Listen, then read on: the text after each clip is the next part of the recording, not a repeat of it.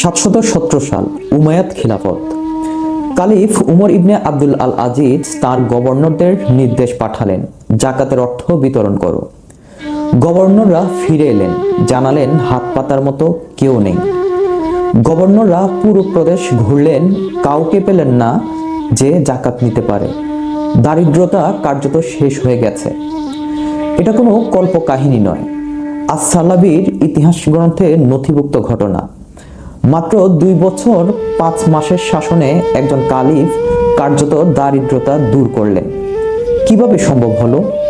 কারণ ছিল একটাই, জাকাত, এবং সঠিকভাবে। আজকের প্রশ্ন, জাকাত ও আধুনিক ট্যাক্সের মধ্যে কোনটা বেশি কার্যকর এবং কেন? জাকাত আরবি শব্দ, দুটো অর্থ পবিত্রতা এবং প্রবৃদ্ধি। ইসলামের 5টি স্তম্ভের একটি, নামাজের মতোই বাধ্যতামূলক। নিয়ম সহজ, নিসাব এবং উপরে সম্পদ থাকলে বছরে একবার 2.5% দিতে হবে। কিন্তু শুধু টাকায় নয়, সোনা, রূপা, ব্যবসার পণ্য, গবাদি পশু, ফসল সবেতে জাকাত আছে। এবং সবচেয়ে গুরুত্বপূর্ণ, জাকাত কোথায় যাবে তা কুরআনে নির্দিষ্ট আছে। জাকাত শুধুমাত্র গরিব, অভাবগ্রস্ত, জাকাত কর্মী, নতুন মুসলিম, দাস মুক্তি, ঋণগ্রস্ত, আল্লাহর পথে এবং মুসাফিরের জন্য। সূরা আত-তাওবা আয়াত 60। অর্থাৎ জাকাতের টাকা সরকার নিজের ইচ্ছায় খরচ করতে পারে না, এটা ইয়ারমার্ক, নির্দিষ্ট খাতের জন্য। আধুনিক ট্যাক্স হলো সরকার কর্তৃক আদায় করা বাধ্যতামূলক অর্থ। Income tax, VAT, corporate tax, customs, বিভিন্ন ধরন। ট্যাক্সের সুবিধা ফ্লেক্সিবল, সরকার প্রয়োজন অনুযায়ী বাড়াতে বা কমাতে পারে। সব নাগরিকের উপর প্রযোজ্য, ধর্ম বর্ণ নির্বিশেষে। রাষ্ট্রের সব খাতে ব্যবহার করা যায়, প্রতিরক্ষা, অবকাঠামো এবং শিক্ষায়। ট্যাক্সের সমস্যা, ফাঁকি দেওয়া সহজ এবং অনেকেই দেয়। সরকার মন গড়াভাবে খরচ করতে পারে, জনগণের সত্যিকারের প্রয়োজনে নয়। বেশি ট্যাক্স উৎপাদন ও বিনিয়োগ কমিয়ে দিতে পারে।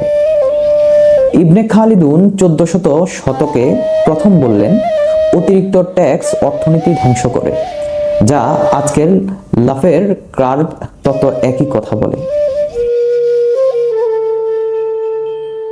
আসুন এখন আমরা জাকাত এবং ট্যাক্সের 7টি তুলনামূলক পার্থক্য করি। প্রথম পার্থক্যটি হলো উদ্দেশ্যে। ট্যাক্সের উদ্দেশ্য হলো রাষ্ট্রের রাজস্ব সংগ্রহ এবং সরকারের কাজ চালানো, আর জাকাতের উদ্দেশ্য হলো সম্পদের পবিত্রতা এবং সমাজের দারিদ্রতা দূর করা।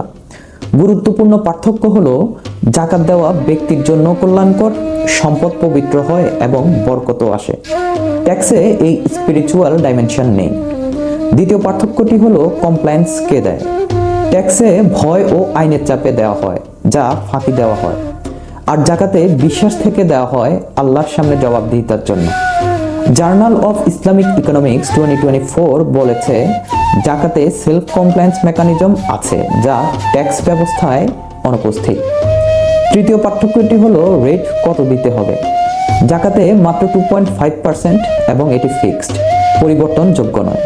আর ট্যাক্সে দেশভেদে 5% থেকে 45% পর্যন্ত হয়ে থাকে, যা রাজনীতির উপর নির্ভরশীল। 2.5% সহজ ও কম, তাই ফাঁকি দেওয়ার প্রয়োজন হয় না। চতুর্থ পার্থক্যটি হলো ইয়ার মার্কিং। টাকা কোথায় যাবে? ট্যাক্সে সরকারের জেনারেল ফান্ডে যায়, মন্ত্রীর গাড়ি থেকে অস্ত্র কেনা পর্যন্ত, যে কোনো কাজে। আর জাকাতে কুরআনে নির্ধারিত 8টি খাতে, সরকার নিজের ইচ্ছায় পরিবর্তন করতে পারে না। এই ইয়ার মার্কিংই জাকাতকে বিশ্বাসযোগ্য করে তোলে। পঞ্চম পার্থক্যটি হলো থ্রেশহোল্ড, কে দেবে। ট্যাক্স অনেক দেশে দারিদ্র মানুষের উপরেও পড়ে, ভ্যাট, কনজাম্পশন ট্যাক্স। জাকাতে শুধু নিসাবের উপরে সম্পদে, দারিদ্র মানুষ দেয় না, তারা পায়। এই থ্রেশহোল্ড ডিজাইনই জাকাতের প্রোগ্রেসিভ করে। এবং ষষ্ঠ পার্থক্যটি হলো ডিস্ট্রিবিউশন, কিভাবে পৌঁছায়। ট্যাক্স সেন্ট্রাল ফান্ডে জমা হয়, তারপর ব্যুরোক্রেসির মাধ্যমে বিতরণ হয়। এতে লিকেজ বাড়ে, দুর্নীতির সুযোগ বাড়ে। আর জাকাত লোকাল ডিস্ট্রিবিউশন এর সুযোগ আছে সরাসরি গরিবের হাতে। উমর ইবনে আব্দুল আল আজিজের সাফল্যর একটা বড় কারণ ছিল লোকাল ডিস্ট্রিবিউশন। আর সপ্তম পার্থক্যটি হলো স্পিরিচুয়াল ভার্সেস সেকুলার। ট্যাক্স বৈষয়িক ব্যবস্থা, আইনের ভয়ে দেওয়া হয়। আর জাকাত আধ্যাত্মিক দায়িত্ব, আল্লাহর সামনে জবাবদিহিতার বোধ থেকে দেওয়া হয়। এই বোধ হিউম্যান সাইকোলজিতে অনেক বেশি দীর্ঘমেয়াদী। উমর ইবনে আব্দুল আল আজিজ উমাইয়াদ খিলাফতের অষ্টমতম কালিফ।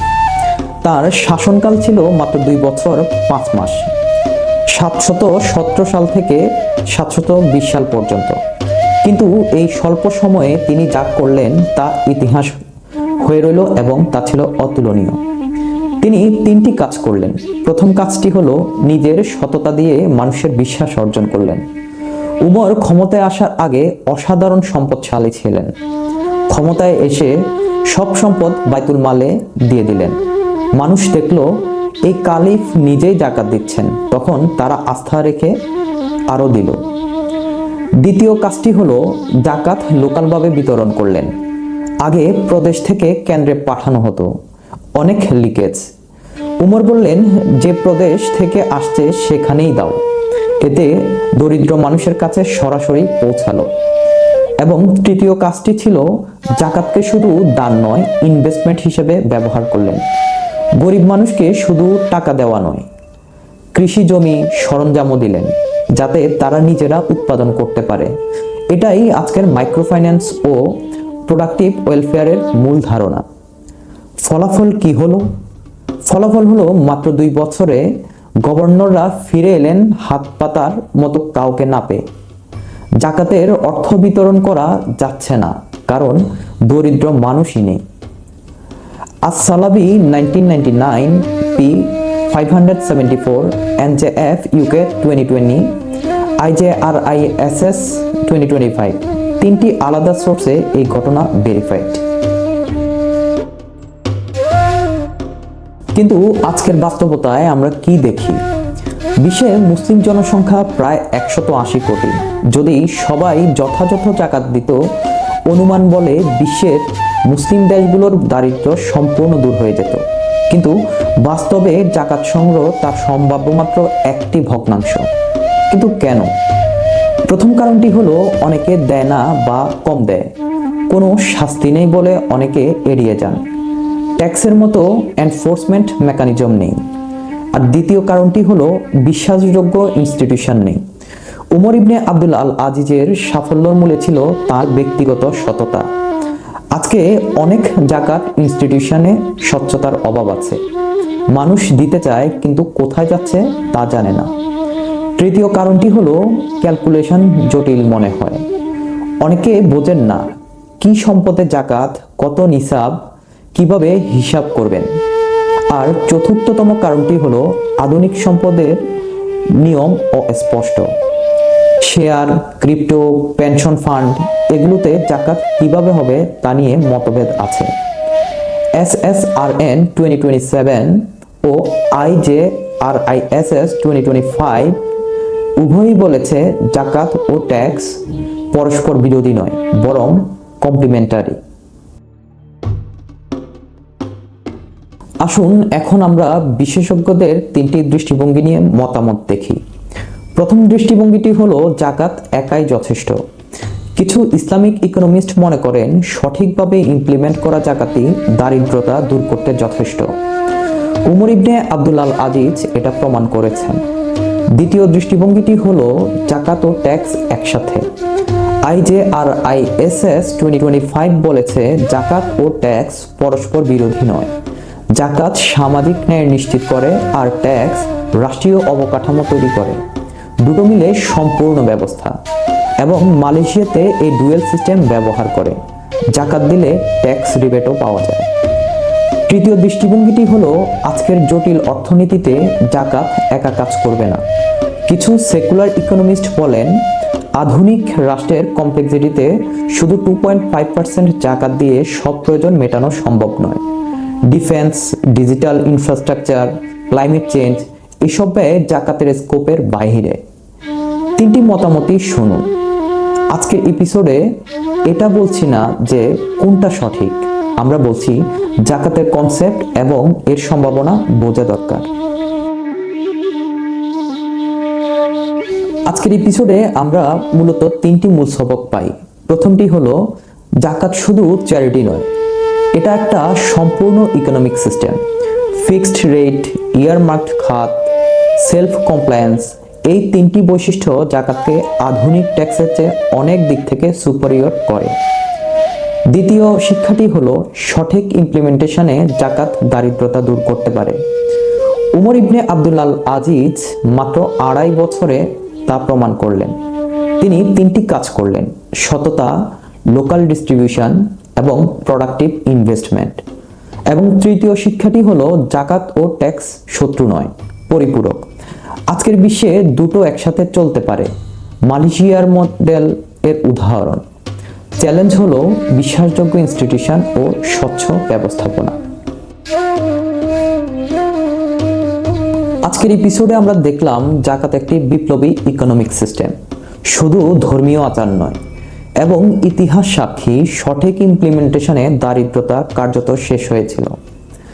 বাংলাদেশ প্রসঙ্গে একটি তথ্য: বাংলাদেশে প্রতি বছর জাকাতের সম্ভাব্য পরিমাণ প্রায় 30,000 কোটি টাকারও বেশি, তা অনেক বিশেষজ্ঞই মনে করেন। কিন্তু সংগৃহীত হয় কত টাকা এবং কিভাবে তা বিতরণ করা হয়?